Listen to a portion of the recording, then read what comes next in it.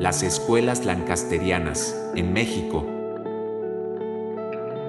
La escuela lancasteriana es un método educativo que debe su nombre a su creador, Joseph Lancaster, un maestro británico que recogió el sistema anteriormente inventado por Andrew Bell y lo reformó ligeramente para adaptarlo a su filosofía educativa.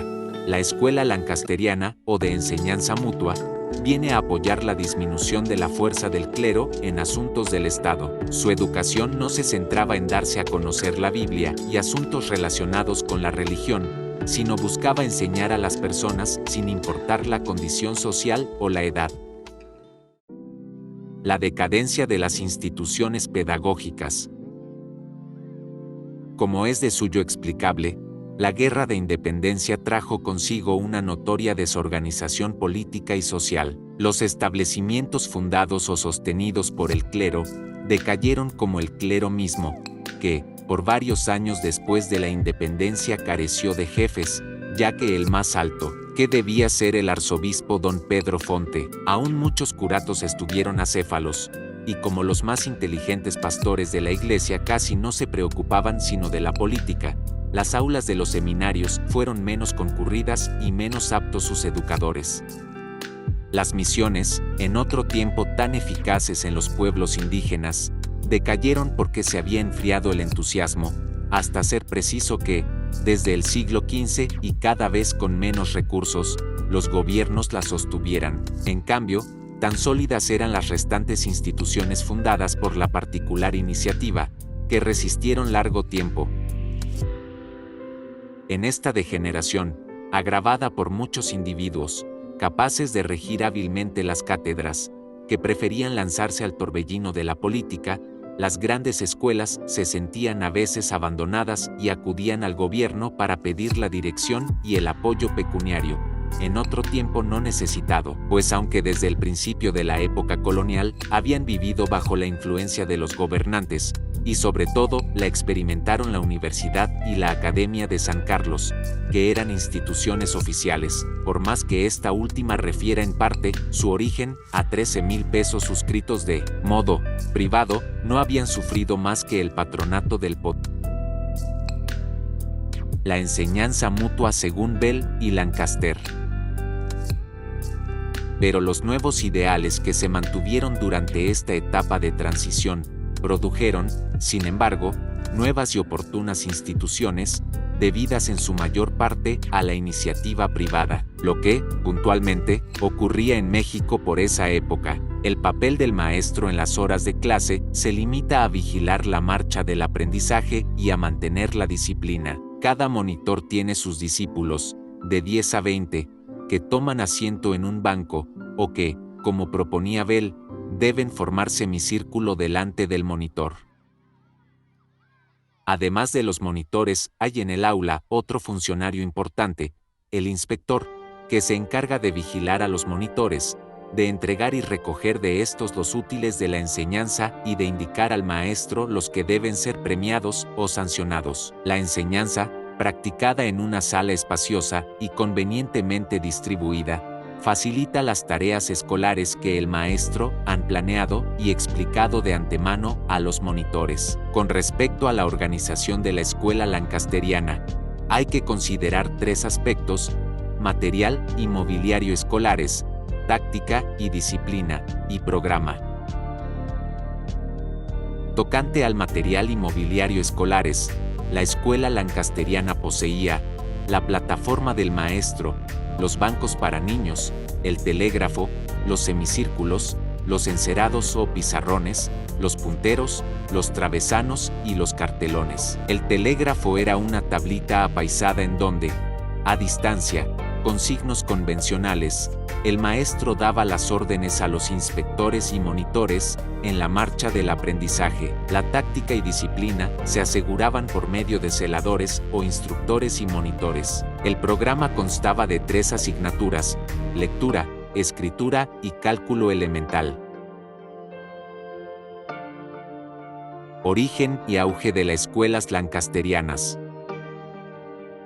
La Compañía Lancasteriana en México quedó fundada el 22 de febrero de 1822. Sus creadores fueron Manuel Corodoniu, Agustín Buenrostro, Coronel Eulogio Villarrutia, Manuel Fernández Aguado y Eduardo Turreau, bajo la dirección del profesor Andrés Millán, quedó instalada dicha escuela en la Sala del Secreto del viejo edificio de la extinguida Inquisición. Tuvo el nombre de Filantropía y se puso en manos del profesor Turreau. En este mismo año se redactó el primer reglamento interior de las escuelas lancasterianas.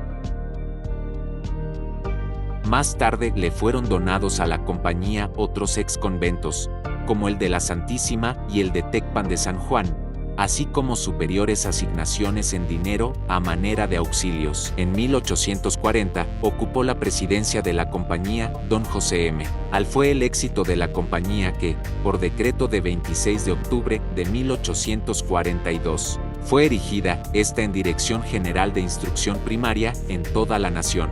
Intensificó la organización de escuelas normales lancasterianas y fundó planteles en Querétaro, San Luis, Oaxaca, Zacatecas, Puebla, Nuevo León, Veracruz, Durango, Jalisco, Chihuahua, México, Sinaloa, Tabasco, Michoacán, Coahuila y California. No obstante que, en 1845, la compañía ya no tuvo a su cargo la dirección oficial de la enseñanza primaria, continuaron sus esfuerzos en favor de esta. Las escuelas normales lancasterianas. Una de las características del sistema lancasteriano es la de que funciona, por medio de sus profesores, como escuela normal, puesto que, gracias a la práctica docente de los inspectores y monitores, se convierten estos en maestros. A este segundo aspecto del lancasterianismo puede llamarse, por este motivo, escuela normal lancasteriana. Como era de esperarse, comenzó a darse igual atención a la formación de maestros en las escuelas lancasterianas de los estados.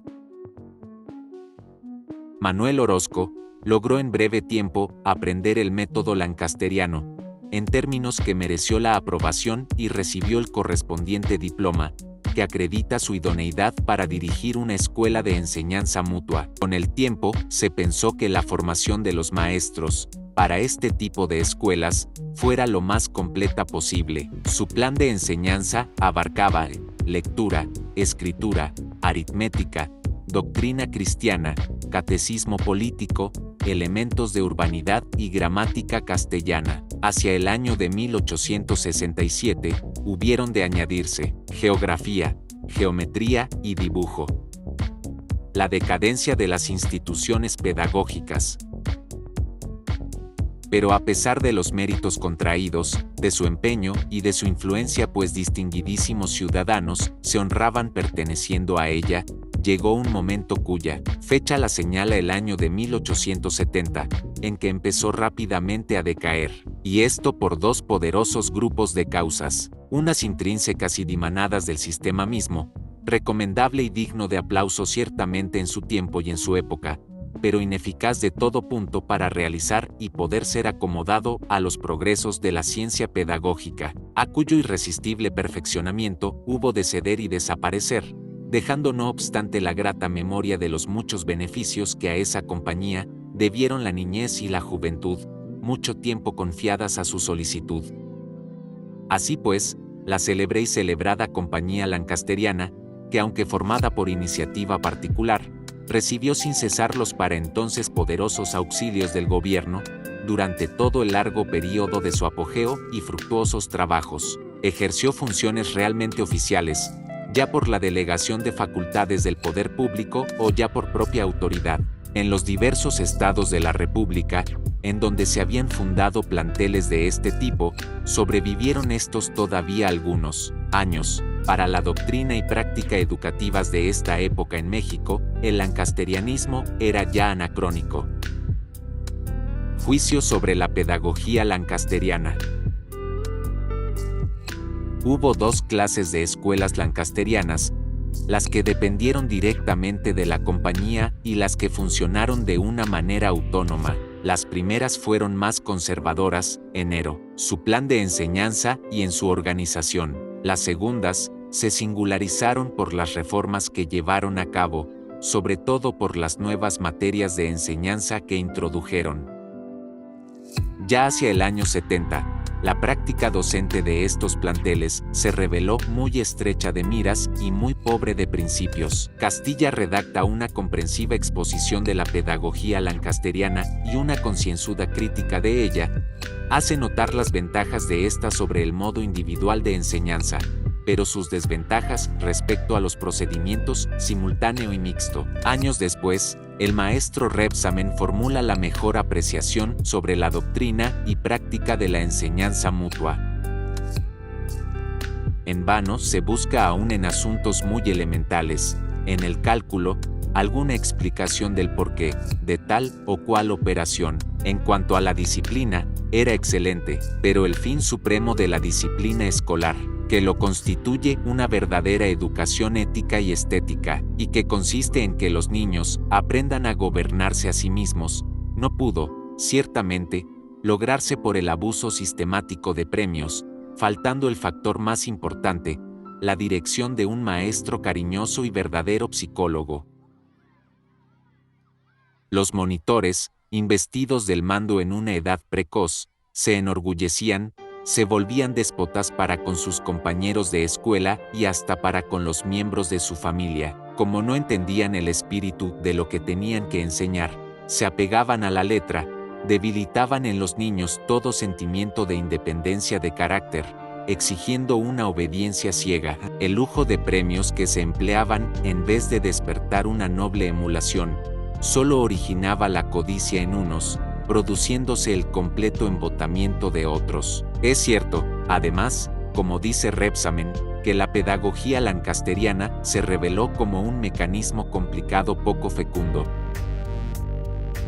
Pero en descargo de estas deficiencias pedagógicas, explicables en esta época no solo en México, la obra de las escuelas lancasterianas revistió grande e insustituible importancia, ya que la Compañía Lancasteriana es la primera institución que se preocupa, en México, del grave y delicado problema de la enseñanza primaria popular. La Compañía Lancasteriana es un vivo y valioso ejemplo de lo que puede lograr la iniciativa privada en materia de educación, por los antecedentes políticos de la Compañía Lancasteriana y la grande habilidad con que se entendió y practicó la tolerancia de la enseñanza de la religión. Las escuelas fundadas por ella contribuyeron, a manera de instituciones de vanguardia, a promover y hacer viable el postulado de la enseñanza libre. Muchas gracias, bendiciones a todos. Atentamente, la fila más chida.